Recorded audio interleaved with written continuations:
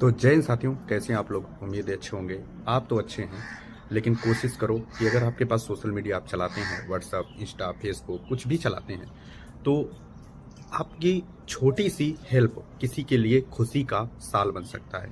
मैं नहीं चाहता हूँ कि किसी का ये साल 2026 दुख में बीते। सब लोग खुशी रहो। तो ये आप फोटो देख रहे हैं, ये परसों गुम हो गए थे। एक दो दिन हुआ है। तो आप लोग इसको इतना शेयर करो, इस वीडियो को इतना शेयर करो। देखो, पुलिस तो अपना काम कर ही रही है, लेकिन जब आप लोग सोशल मीडिया के थ्रू बताने की कोशिश करते हैं तो बहुत आसानी हो जाती है। ठीक है, तो सबसे पहले आप लोग शेयर कर दें, और जिसको भी ये लड़का मिलता है तुरंत इन्फॉर्म सीधे या तो पुलिस को करना या फिर मेरे पास कर देना। ठीक है, मेरा पास आप कमेंट करेंगे, मैं तुरंत इसका रिप्लाई दूंगा, और जो मेरा भाई है ये तुरंत मिल जाएगा। ठीक है, तो आप लोग ज़्यादा से ज़्यादा सहयोग करें, इसको वीडियो जितना मर्जी है उतना शेयर करो, बहुत ज़्यादा शेयर कर दो। जय हिंद।